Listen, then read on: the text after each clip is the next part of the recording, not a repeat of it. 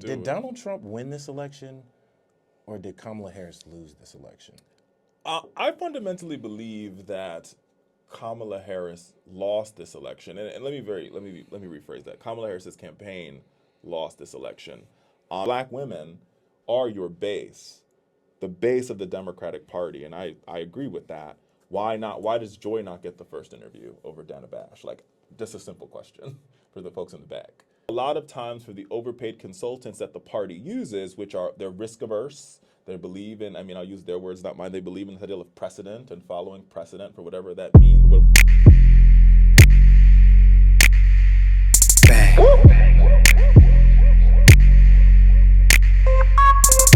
Shorty, you the no filter.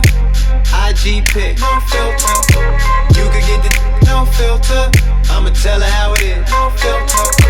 Shorty, you the no filter. IG pic, no filter. 3, 2. Welcome back to another special episode of the Hip Politics Podcast. It's your boy, Mr. Cameron Calvin, aka Mr. Hip Politics, aka Mr. 216 to 202, aka what the hell happened in this election? It's a lot of AKAs. I'm here with a special guest, a good friend, one of the leading voices in our time, definitely one of the leading black men in politics and on TV, pundit and writing. You may see him often on Fox News, along with several other outlets, and also writing for Forbes. Where other places you did? I wrote for BET this year too. It's been a busy year, to say the least. Busy year. Blessed and busy year. Blessed and busy year. Again, one of the leading minds in political communications and strategy, the one and only Richard Fowler. Hey, Richard, how you doing, man? I'm good. Thanks for having me. Appreciate you. I'm going to jump right in. Please, let's do it. Did Donald Trump win this election, or did Kamala Harris lose this election? I fundamentally believe that Kamala Harris lost this election, and let me rephrase that. Kamala Harris's campaign lost this election, and I'm not somebody that subscribes to this idea that there's some sort of mandate that the president-elect Trump has a mandate.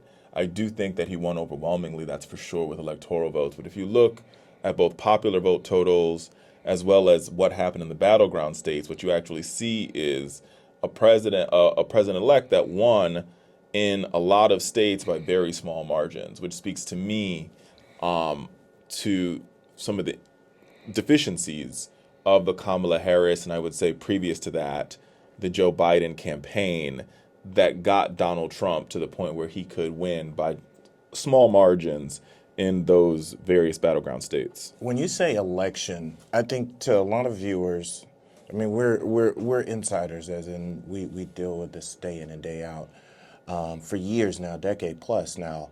So when you say campaign, I know what you mean. But the average person is like, they see who's running. I see Kamala Harris. I see Tim Walz. That's the only place I can place blame. They don't really know, unless you're deep in the CNN, Fox, Sure. MSNBC kind of world. You don't even really know anybody who's the 1,000 plus, 2,000 plus people they have on the campaign. You don't know those folks, and that's not who they're voting for. So I think the buck stops usually in a voter's mind, in a person's mind, in a non-voter's mind, with the candidate. So when you say you think Kamala Harris's campaign, and then before that Joe Biden's campaign, lost this, who and what do you actually mean by that? Well, yeah, I think we have to go a little bit backwards, right, to go forward. Okay. So Joe Biden wins the presidential election in 2020 in the middle of a global pandemic. He also, after winning the presidential election in 2020, right, January 6, 2021 happens. And on January 6, 2021, what you see take place is Donald Trump has a rally on the Ellipse, the Stop the Steal rally. The Stop the Steal rally then turns into, in lieu of a better word, a riot at the United States Capitol.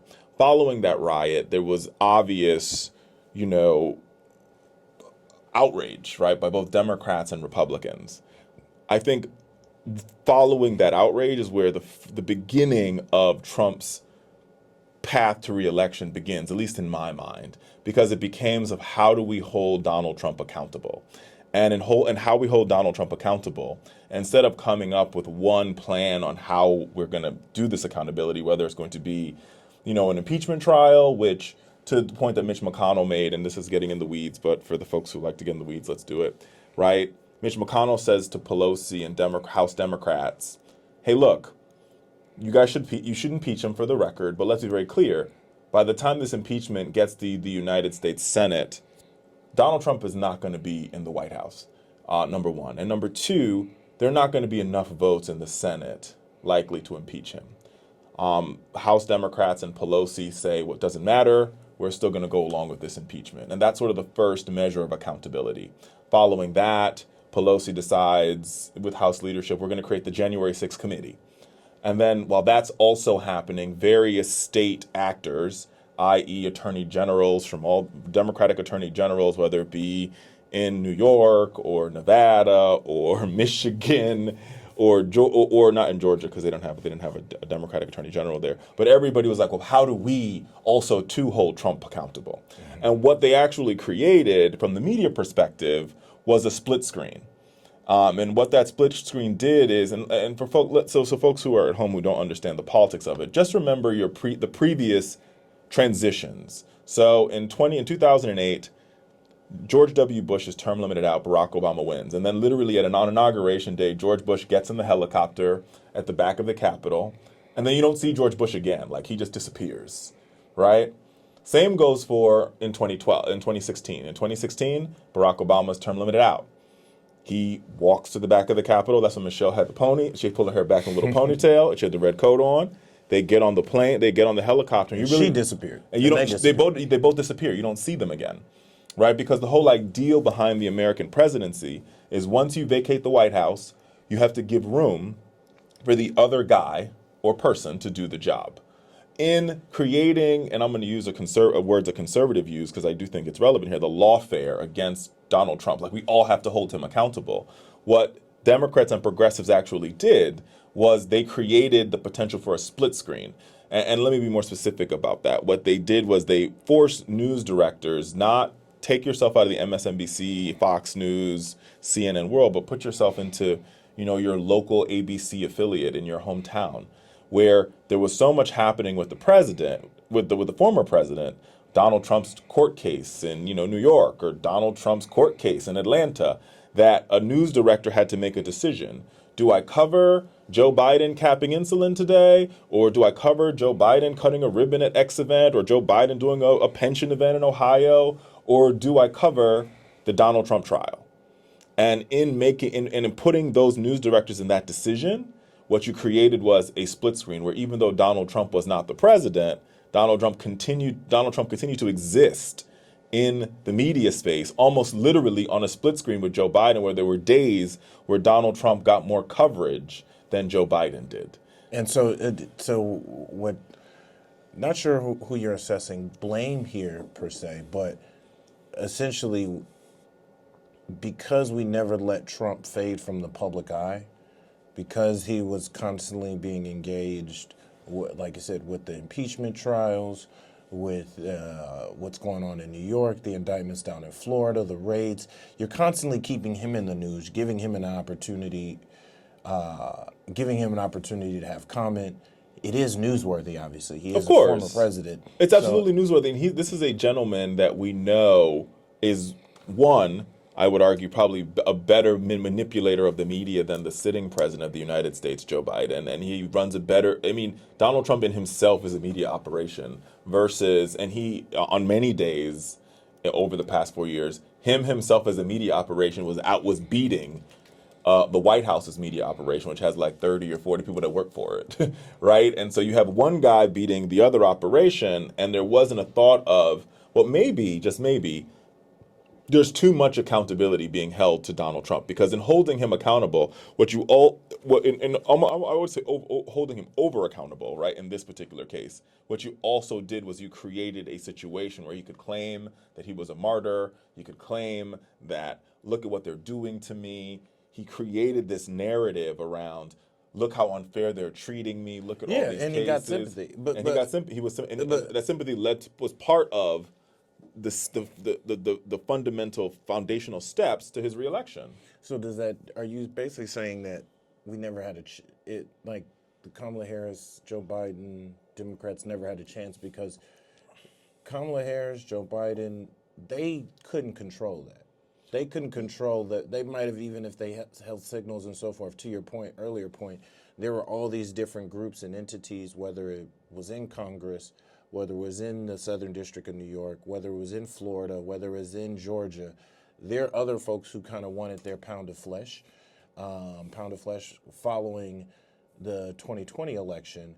And they also, I'm pretty sure they wanted some fame, they wanted some clicks, they wanted a major high-profile case to raise their profile. But also, all those things are selfish. I would hope they also just wanted some justice.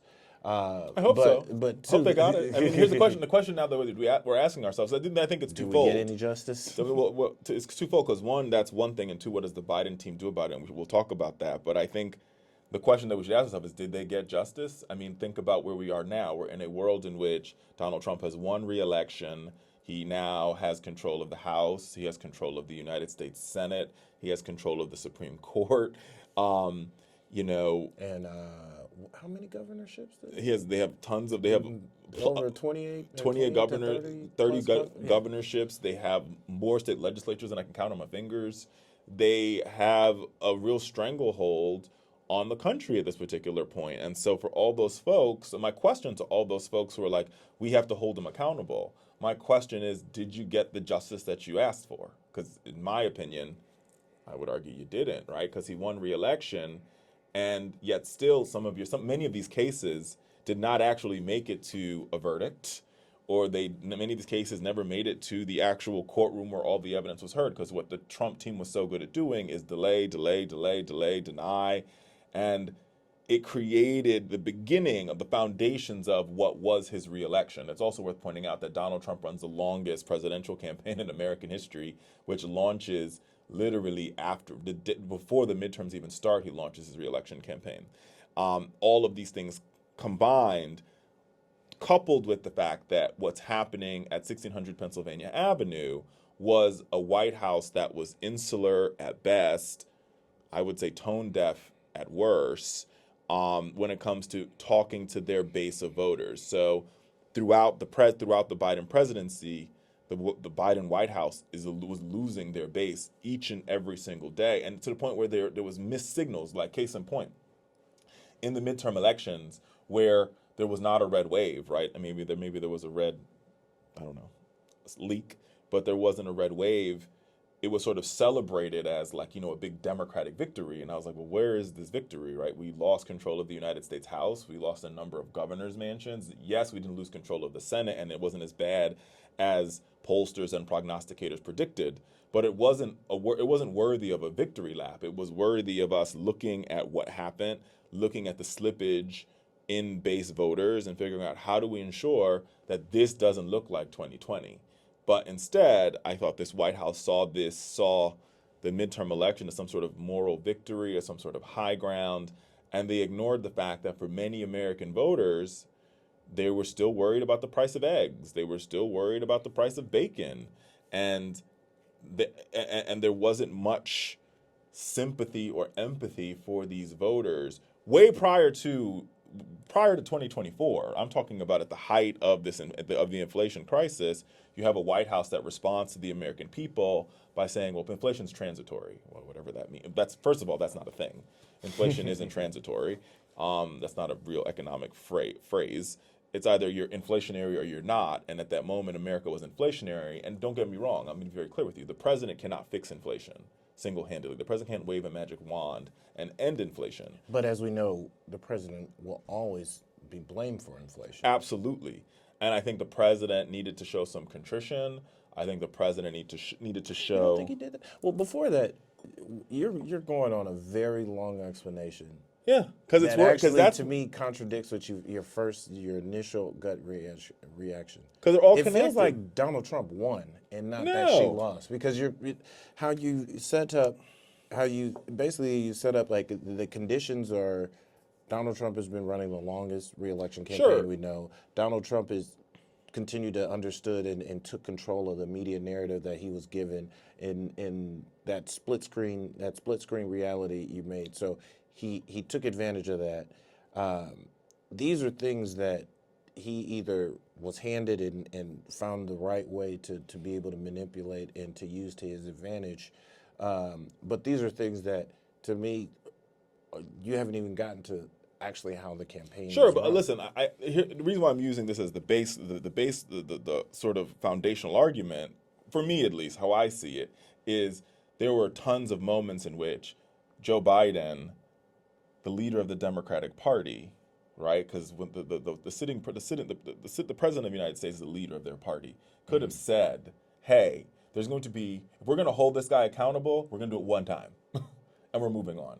Because I have a presidency, I have a country to run, and the ideal of this guy as a split screen to me every day is really problematic. So if that's a meeting with, and I get people like, oh, how does he meet with Letitia James? If that's the question is, Joe Biden can come out and just say it, right? The president was very good. The president, in my opinion, wasn't the best at sort of saying, he was so good, I don't want to talk about it. I'm going to let the legal department, I'm going to let the legal folks do their thing. I'm going to let this just be over here. But there's a moment in which Joe Biden could have been a little bit Trumpian and say, listen, I'm trying to run the country and everybody's trying to get a pound of flesh out of this guy.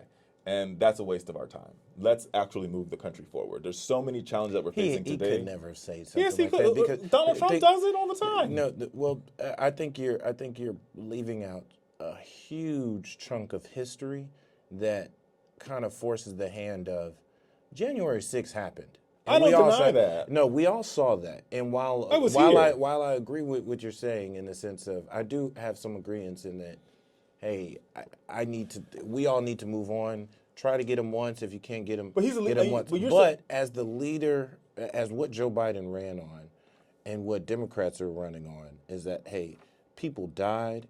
There was literally one of the biggest uprising, one of the largest uprisings in American history happened on the World Wide Web.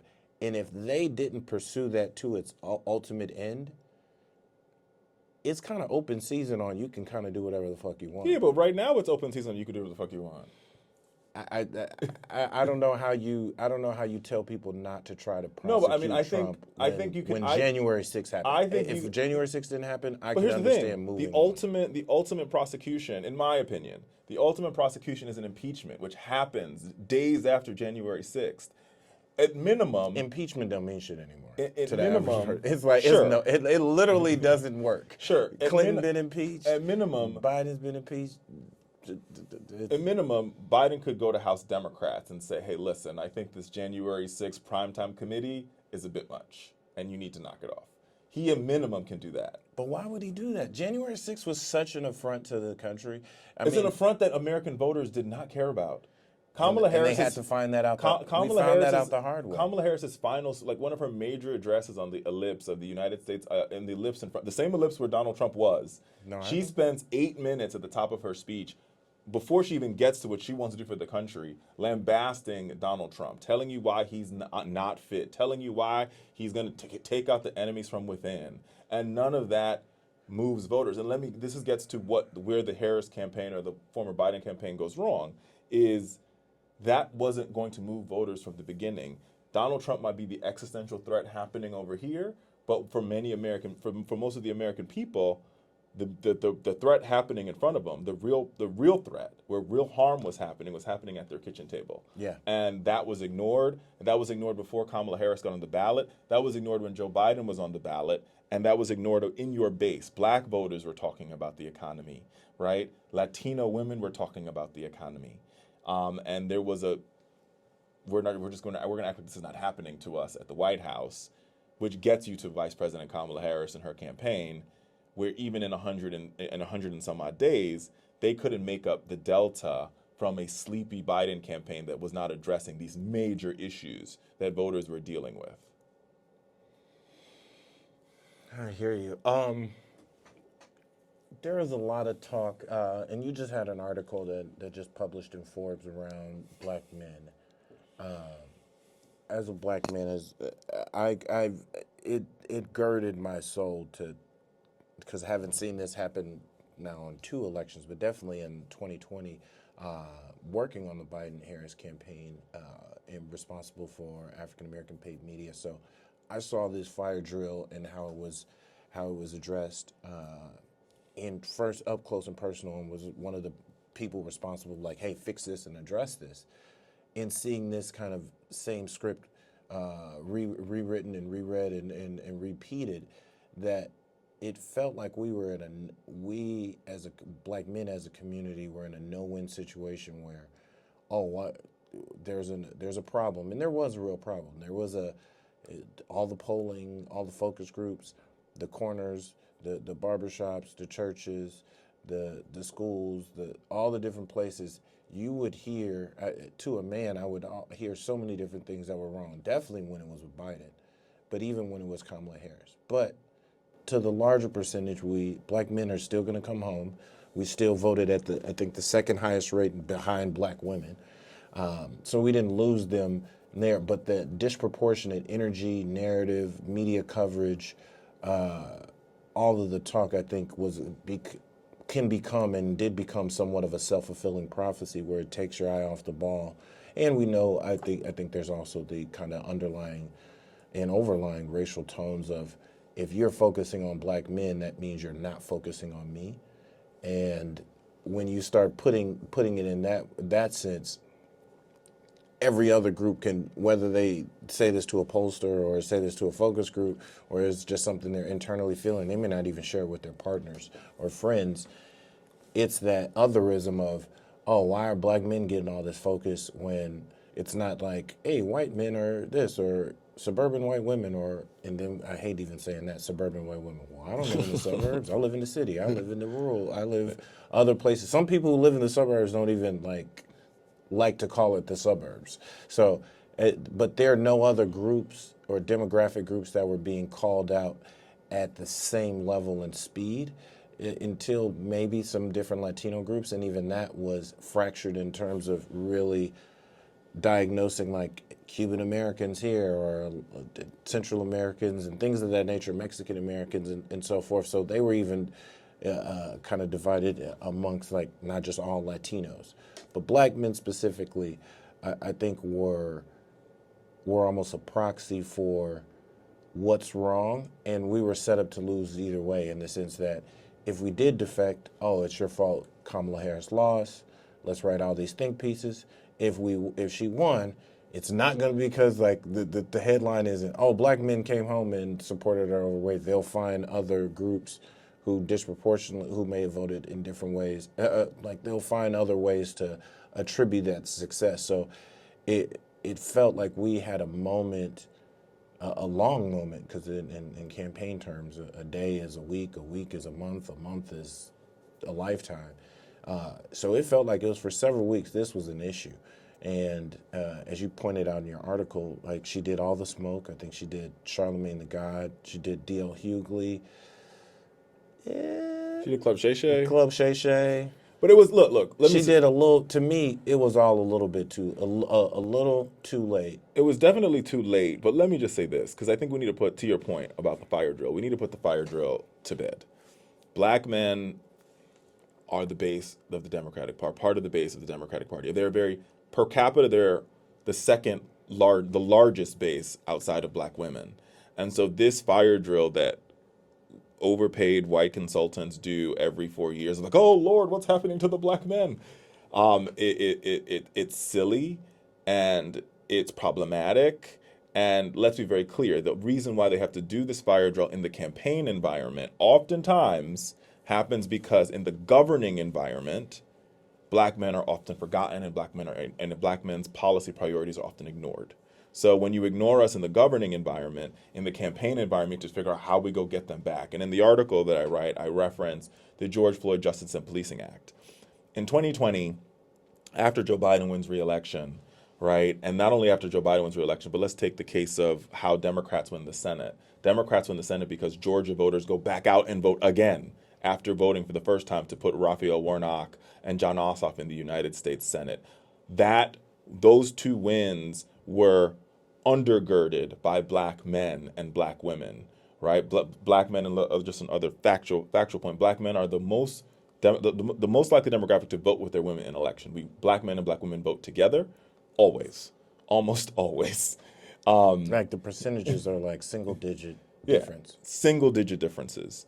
And so after all of that, Joe Biden becomes the president, and then he says in his acceptance speech, "I will not forget about the black community." And I think to some extent he remembers certain parts of the black community, but it seems very clear to me that he forgets the black male part of the community specifically, right? Because black men are saying, "Listen, let's get some police reform done. We just watched this horrendous murder of George Floyd that we watched on tape for 8 minutes and 45 seconds, right? Let's get something done." The White House, they attempt to get the George Floyd Policing Act passed. When it fails because of the filibuster, you don't really hear much from the White House until the midterm elections, where they sort of get out there and like, well, maybe we could have done more. I got to push back a little bit on that. I mean, what about? I think this is, to me, it was all bad comms and marketing. Sure. In the sense that, and for full disclosure, having worked on the digital communication side for those first 2 years, especially when the George Floyd Policing Act was going up, I think what the president did do was signed at a federal level. Yeah, he signed the EOs in 2022, outlaws the 2022, chokeholds, outlaws no-knock warrants, at least at the federal level, because he did what he could do. What I think was a miscalculation and a misstep was not quadrupling down on explaining to the American people the difference, like, hey, I am doing all I can. Yeah, we're saying the same thing. I'm doing all I can on that, and continuing to double down, because I would say the list of accomplishments for black community like started within the first 6 months. I agree. That was one of the main thing the White House tried to put out there. I just don't think it was adopted. No, listen, the president of the United States, whether it's Joe Biden, whether it's Barack Obama, whether it's Donald Trump, anytime Air Force One shows up in any city, that's the bully pulpit. The plane is part of the bully pulpit. Where was the major address to black men? Here's what I'm doing. Here's what I'm working on. Here's what I'm going to continue to do for you because you guys are part of my base. Let's be very clear, in juxtaposition to Trump, who will go out and give a speech to white men, or will go on a white man podcast, like, look, here's what I'm trying to do to help y'all. What we have from this White House is an unwillingness to talk about what I'm trying to do, what I have done, what I'm going to continue to do. And in the vacuum of no communication, right, or in your point, bad marketing and bad communication, we see the emergence of disinformation and misinformation. And what that creates is, once again, black men don't feel like they're part of the coalition. Right? And you're not even, like, case in point, we talk about all these interviews, Club Shay Shay, Charlamagne the God, All the Smoke. Kamala Harris is, and I talk about this in my article, if you watch All the Smoke interview, which is a really good interview, folks should watch it. It's 47 minutes where you see this interaction between her and the two hosts of All the Smoke, former stars of the NBA. And it almost seems like, if anybody likes soul food like I do, soul food is one of my favorite movies. And Vanessa Williams' character, Terry Joseph, is one of my favorite characters.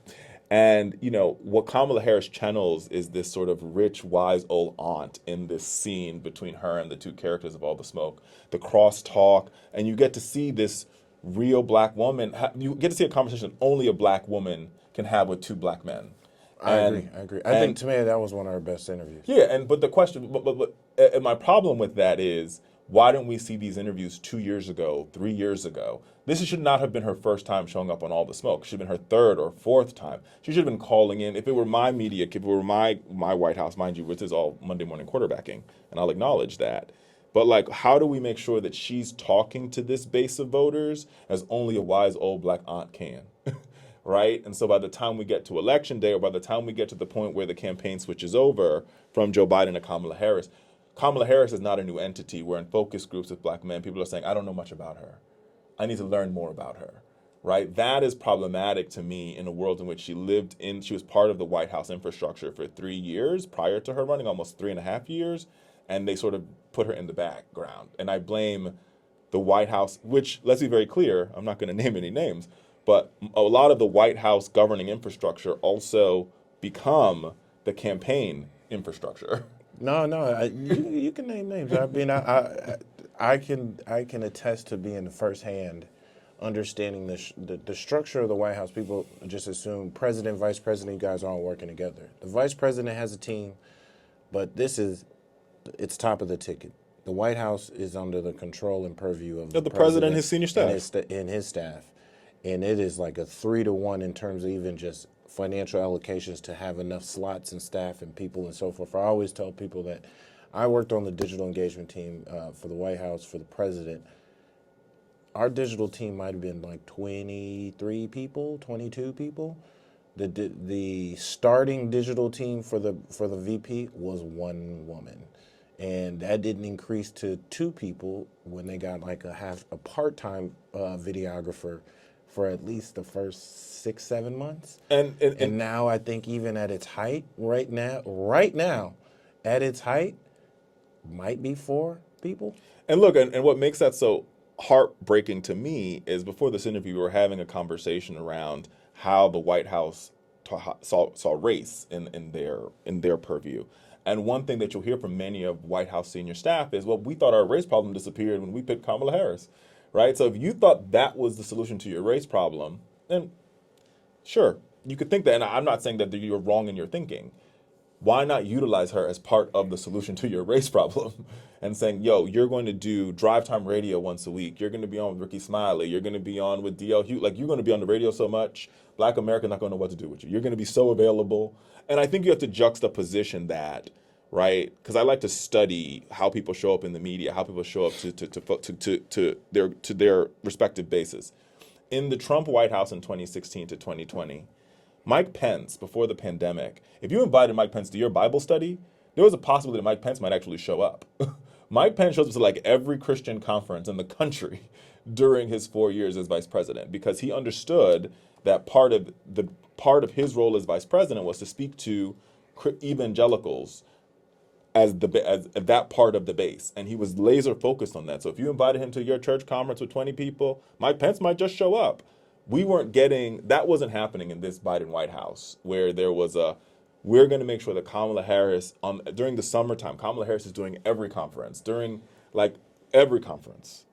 right? Like, no, she did the last 2 years. She's been at the conclave. She's been at the. I'm talking about fraternity, sorority. She's done Essence Fest for like 2-3 years. But also has to be beyond just the college-educated Divine Nine folks.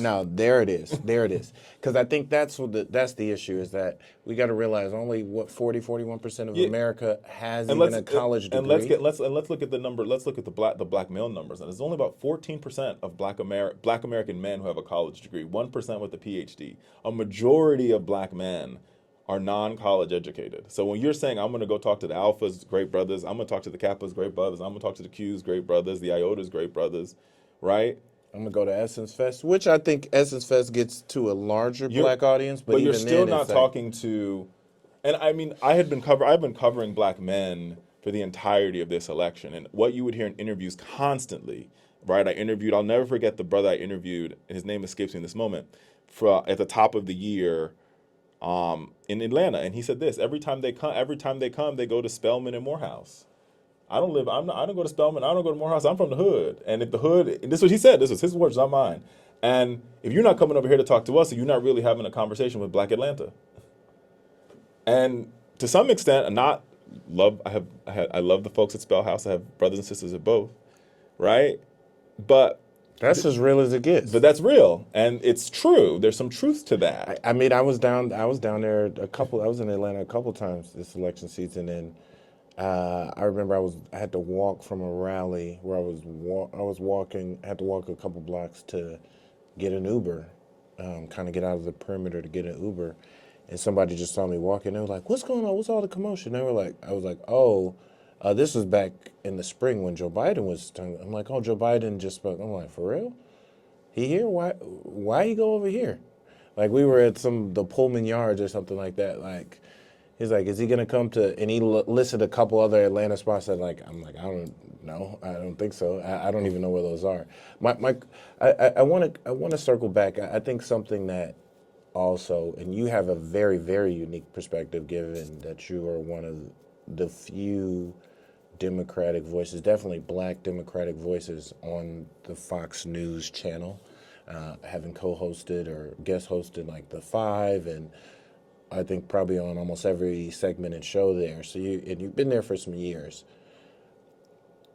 To what extent do you attribute the media framing? Because Fox is number one when it comes to cable news, but we also know the digital news ecosystem and the not so, I'm using air quotes for people who are listening, news system of just information, whether it's all the way accurate or not. Like, people are getting their news from so many other sources outside of the big three, big four, or the major networks. But Fox in the media space is still the number one cable news network, who notoriously has a history of conservatism and right-leaning and a framing around certain issues, especially when it really deals to race, deals with black folks, deals with Democrats, that is not favorable or kind of paints the story they want. To what extent do you attribute that framing, or what they choose to focus on, that can help then drive online narratives, then drives other news cycles? Because if the White House puts out a press release like, look at all these things that Biden did for the black community, and continues to send that press release out, continues to offer a surrogate up for an interview to talk about it, but that's not something that Fox News may be interested in, or depending on what they choose to put in their headlines and how their hosts choose to editorialize that, and I think how that spans the ecosystem of media and information. Like, do you attribute any of that to even the messaging? Like you said, bad marketing, comms, messaging, bully, even with the bully pulpit. Most people are not going to see something live. It's just we're not that tapped into the country. We have too many other things to watch. So if something happens, it's really about the clips and the narratives and the headlines that come from it that are really what people will pick up from any wherever Air Force One decides to land. Like, that's really what they're going to get, is like, I need to see it in a short form, I need to see it in a clip, I need to see a headline, or I'm going to listen to my favorite newscaster or my favorite pundit tell me what was said. So a couple of things, and I want to be very careful how I answer this question. So let me say this. I think what we see, so let's take ourselves to the 100 days or the 107 days of the Harris campaign, right? So for the first 30 of those days, she really doesn't do very many. She doesn't do any interviews, right? Or at least for the first couple of weeks until the convention. After the convention, she does her first interview with Dana Bash on CNN. During that same period of time, over the 100 and some odd days, Donald Trump probably appears on Fox's air maybe 15 to 20 times, right? Calling in, phoning in. One day he shows up to Fox News' headquarters on 6th Avenue and does like 4 shows that day. He pre-tapes some, does some live, including Fox and Friends. In that same time span, and we would argue, I would even argue that there's a good chunk of Trump's base that watches the Fox News channel. And I would also, in the same breath, I would say there's a good chunk of Vice President Harris's base and President Biden's base that watch MSNBC. We could agree on that, right? In that same time period, Kamala Harris only shows up on MSNBC twice. And I've fact-checked this. I've called the network and I asked both of them to get these numbers. And to me, that's the first sort of head scratcher. It's like, okay, so he's constantly talking to his televised, the base who's getting their news from cable. Almost, if it's 20 times, that's twice. Sometimes that's twice. That consistency is almost twice a week. He's having this conversation with his base, and she only sits down. And in both sit downs she does with MS, none of them are on set. They're both sort of pre-recorded interviews with her, chair light, full setup. Trump is calling in, he's on set, he's doing some pre-set-up interviews. He does a town hall with Harris Faulkner and women. Like, he's running the gamut of different forms of media at Fox in comparison to Harris not even sitting down with Joy Reid. And what we said earlier, if black women are your base, the base of the Democratic Party, and I agree with that, why does Joy not get the first interview over Dana Bash? Like, just a simple question for the folks in the back. Like, how do you not give your first interview to your base? In juxtaposition to Trump, who's like, I'm only talking. Donald Trump does very little mainstream, quote unquote, mainstream media for the entirety of his campaign. He cancels the 60 Minutes interview. He does one debate. He does 0 interviews with CNN, right? Like, he's like, I'm not. He does none of this, no interviews on the Sunday shows. He's like, I'm not even gonna do it. I'm gonna talk to podcast, and I'm gonna talk to my base. and I'm going to talk to my base channels. And we, in exchange for that, we're sort of having this. They put Kamala Harris in places where she's getting tough questions. She should. And I thought her Fox News interview with Brett Baer was a good interview, but there should have been more interviews to her base constantly, where people could say, at least she's talking to me. She talked about my issues. She talked about what I cared about. She talked to a reporter that I trust. So I think that's thing one. I think thing two is, at the Fox News channel, there are people who do opinion, there are people that do news. Now, throughout the Biden presidency, some might say it's unfair, but the Fox's editorial department decides they're going to cover a couple of news stories that end up becoming marquee news stories for all the networks. And the two stories that come to mind right away for me are the spike in crime that we see post the pandemic, and obviously the issue on America's southern border. Fox covers both of those first. Other networks then follow suit in quick order. On both of those issues, I thought what the response that we got, and don't get me wrong, let's talk about immigration. Let's unpack immigration first. I do think that the bipartisan immigration bill that Joe Biden was trying to get across the finish line was the right thing to do. I do think that we need a long-term fix to America's broken immigration system. I've always thought that. But with that being said, the argument that the Biden White House made for 2 years was the only way we're going to fix this immigration, the only way we're going to stop illegal border crossings is with legislative action from Congress. When the legislative action decides not to happen, then all of a sudden, the Biden team signs an executive order, and now border crossings are down almost 70%. So my question then becomes, understanding how big the story was, understanding how that story had matriculated its way into mis and disinformation to the point where you had brothers at barbershops saying, I don't have a job because illegals are crossing the border. Why not? And getting $10,000 or getting $10,000 and free cell phones and hotels, and like all these stories are matriculating into the black community. Part of that was because of the heinous work of, Greg Abbott for, literally shipping undocumented folks to all different parts of the country. I'm not going to. Greg Abbott is the governor of Texas. Governor of Texas, and DeSantis followed suit. And this also happens after Democratic mayors, this I know for a fact, go to Joe Biden and say, hey, listen, this is a big issue, right? The mayor of Chicago, the mayor of New York, the mayor of Denver, all come to Washington and say, hey, this is big, this is bad. And they're like, we're going to pass legislation. Knowing you didn't have the votes for legislation, why not sign that executive order earlier? Understanding that you're running for re-election. And yes, there are legislative fixes, but there are also the immediacy in the fix, right? Especially when the media narrative was so large and so big. The second issue was crime, right? And we saw it here in our nation's capital, where if you lived here, you saw it. You saw carjackings. I mean, I saw a carjacking in broad daylight at 4 o'clock in the afternoon.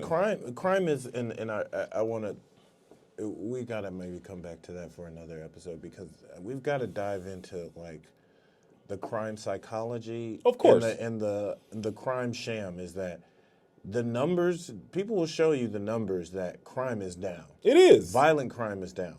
But it doesn't stop people's lived experience. I would say it's the social media, video. There could be 100. It could be down 75%. But if I see 5 people get shot on social, to me it feels like crime is through the roof. It's the same as crime could be down, but if you walk into like the Safeway around in my neighborhood now has like these shoplifting preventer things where you have to scan your receipt to get out the Safeway. So even in a world where crime is down, you're feeling the impact of crime upon you when you've not committed a crime. And it's a very hard psychology. Way more security at all types of rent. I was doing some Christmas shopping the other day. Every other store, I mean, Aeropostale had a security guard with a bulletproof vest on, just said security. It was a girl who wasn't even paying attention, but still, I was like, when did Aeropostale need its own security guard? And it's not, and so it's not that the Biden team wasn't addressing it. What I think I'm saying here, and I think the underlying thing is that the Biden team was good about talking about the facts, but they weren't really good at tapping into the emotions to the feelings people were having. And the sad part about that is that Joe Biden's actually really good at tapping into the feelings. And when the moments in which Joe Biden taps into the feelings and does really good things for the American people, the White House sort of buries those moments. Like, and I mean, like, not to go off on a tangent, but you think about the 4 labor strikes that Joe Biden helped settle, that the White House just act like didn't happen, right? He's helped settle the railroad strike, the longshoreman strike. He walks with the UAW workers, the first president to ever walk a picket line. He then sends his labor secretary to Seattle to help negotiate a settlement for the Boeing workers, who all of these workers see double-digit raises over the past 4 years because of the work of Joe Biden and his White House. Yet the Biden team lets Donald Trump go around and telling everybody that he's the working class, like he's the guy for the working class. Like, this is a muted message that gets you to the point where I say the reason why I think the Harris/Biden campaign team loses this is you had so much to run on. You had so much supply, so much turf, so much runway. And it's like the plane, you didn't even get the plane to the runway to get it to take off. I'm still waiting for them to tell me the story about the woman who was getting ready to get evicted. And thank God for Joe Biden, who capped her insulin from $800 a month to $35 a month, and now she's not getting evicted anymore. I know this woman exists because I know how expensive insulin was. And now I know what the price of insulin is. If you're going from $800 a month to $35 a month, there are people out here who have benefited tremendously from Joe Biden's policies, but we've not heard their stories. And so by the time you get to Harris on the ticket, right, and she tries to, mind you, I think her team could have been more creative. I think her team could have done more interviews. I think her team should have, when they had the celebrities behind them, use the celebrities more effectively. But all of this is a wash when you think about the fact that there was the conversation that a president and a Democratic Party have to have with their baseline voters. That phone line was disconnected maybe a couple of years before Harris decides to run. I think Harris did the best job. She as a person did the best job she could to reconnect those lines. Some of those lines I think were naturally reconnected when she launched her campaign. And that first week you see all of these calls where people are like, we're going to get energized for her. But then it's almost as if the campaign loses that momentum, right? The campaign takes that momentum for granted. And it's very interesting to me as somebody who works in communication, somebody who spent years working in labor before going to media. And one thing we know in labor is first you rally your troops, then you go recruit, right? And if you're rallying your troops, the troops rally themselves actually very nicely for you the first week. And if you just followed how the troops rallied themselves, it was a winning strategy. Black women go have a call that Sunday night. That Monday, black men have a call. The next night, Latino women have a call. They're literally telling you, the voters are telling you how they want it. The organizers are telling you how you should organize this campaign, right? So you should have a whole team focused on black women. All of it, so instead of you're going wide, you're going deep into black women and black women voters. Same goes for black men. Not one person does African American outreach. I'm talking about a team of people that didn't just focused. That didn't even start until the 30 days or 40 days My point. into the campaign. Into her. I would have had a group of, I would have had maybe 10 people just focused on black male voter engagement and voter outreach, because black men are next. And here's my point. If you look at where you saw lower than expected turnout, Philadelphia, Milwaukee, Detroit, Atlanta, all places that if the campaign was organizing this particular group, one, they would have seen the problems, they would have saw the hurdles right away. Hey, listen, they're saying they don't see enough of you on this issue. They're saying that the campaign dropped the ball, or the White House dropped the ball on that issue. So then it would help dictate how I move my candidate. All right, so you're saying that they feel like we dropped the ball on police accountability. So then in my opportunity plan for black men, police accountability is going to be in there. Like, they'll tell you if you were organizing early, you would have known what issues they cared about. Because don't get me wrong, I think what her agenda for black men was good, and I liked a lot of it, but it was also built for the college-educated black man. Crypto, government loans, apprenticeships. You're not talking about things that the brothers in my family who are college educated care about. It sounds benign, but for a lot of black men, they're just like, I just want to work one job and be able to take care of my family, be able to take my family out on vacation, be able to take my wife to a good meal on our anniversary, or my partner, maybe buy a house, and all those things. I think there was a lot of good things in there. It does, and I think this goes into Democrats as a whole, the reforming and reshaping and re-understanding who we're serving, because we give lip service and we give service to, we're trying to help the working class, which damn near everybody's working. So it's a working class is everybody. We're always trying to find ways to say poor, working poor, people who are people like this quote unquote middle class. I think we have to. I'm curious to what the numbers say and what some of the polling can say is that even the term middle class is no longer aspirational when we live in a social media world where I'm put Lambos and private jets and the fact that moissanite diamonds are going crazy, like things that were luxury items and a higher level of living, high priced energy is what we're being constantly sold.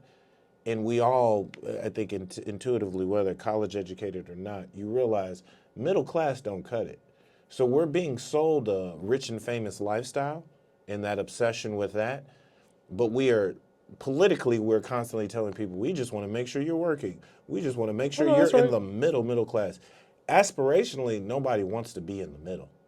But I think to your point, one of my sources in the piece that I wrote said it this way: the Democratic Party continues to have a middle class conversation when the majority of their base live in poverty, and we're not having a poverty conversation, right? We're not having a poverty. We're not the party that responds when an auto factory closes down.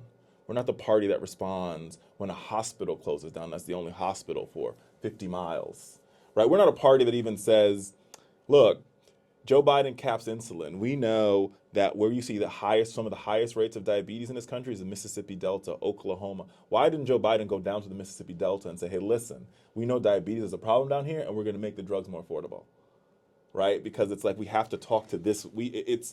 We're not, and this is where you might not like the Trump team, you might not like the Trump campaign, but there's something to be said about some of the tactics that they utilized towards the latter days of the campaign. Why did Trump show up in a barbershop in the Bronx? Because there were votes there for him. Like, Donald Trump is better in New York than any Republican has done in decades, right? So are there not votes for the Democratic Party in the Mississippi Delta based on the demographics? Yeah. Mississippi should be Democratic. Mississippi should be blue based on the demo, not based on the voter rolls. And I think that's one of the based on the racial rolls. Based on the United States Census. Mm-hmm. And I think a lot of times for the overpaid consultants that the party uses, which are they're risk averse. They believe in, I'll use their words, not mine. They believe in the idea of precedent and following precedent for whatever that means, is they'll do what's the least risky to rock the boat. But if the goal of the party and the goal of our candidates is to win and to make life better for people, then we should spend a lot of our time in the Mississippi Delta, because there's a lot of votes there that look like me and Cam. But that part of the country is ultimately ignored because those people live in a red state. But based on the census numbers, if you can convince those people to turn out, you flip Mississippi. Now, is it going to happen overnight? No. Is it going to happen in the next election? Maybe not. Will it happen the next 3 or 4 if there's investments and you actually see a Democratic president showing up there, or every Democratic superstar popping down to the Mississippi Delta? Of course, you're going to start seeing the place change. People are like, oh, they care about my vote. Maybe I'll vote. They came to my barbershop, and I have my issues with barbershop organizing, but you get my point. Once again, this is a party that has relied on, we're only going to talk to people who live in battleground states. We're only going to talk to them about the issues we think that they deem to be important, and not the issues that we deem to be important, not the issues that they deem to be important. And we saw that show up in this election. And I think where it impacted black men is, one, there wasn't a real conversation. And now, as the Trump administration comes in, we started this conversation by talking about many of those executive orders that Joe Biden signed. All of those executive orders that I mentioned in my story are now all in jeopardy. Every single one of them. Donald Trump could wake up on January 22nd. He already said he's rescinding everything. And he doesn't even know what it says, just rescind it all. Of course. And he could say that the federal law enforcement agencies can now use the chokehold, the same chokehold that killed George Floyd. And there's nothing that we can do and or say about it, because we don't have the Congress, we don't have the Senate. So I say all that to say, what's hurtful here is for part of the Democratic Party, which is where we're the base, we're the most likely to be harmed. And Yet still, what we got, and I think that was the most heartbreaking part, is after the election, what we got from many of the folks who worked on the election was, oh, we'll get them next time. It's okay. And not realizing that for many of the people that we care about, there's real harm to be done. They don't know if there's going to be a next time for them. Richard, we could talk all day as we normally do. Thank you for dropping in on this. I definitely got to have you back as we continue to dive deep into this conversation. Make sure folks go out and read your new article that just dropped, and I think it gives a real good introspection. I'm sorry, not introspection. It gives a real good look and analysis of the black male and the black men focus and where they stood this election season. Where can people find you? Oh, folks can find me it's the same on Blue Sky, it's the same on Instagram, it's the same on Twitter at Richard A. Fowler.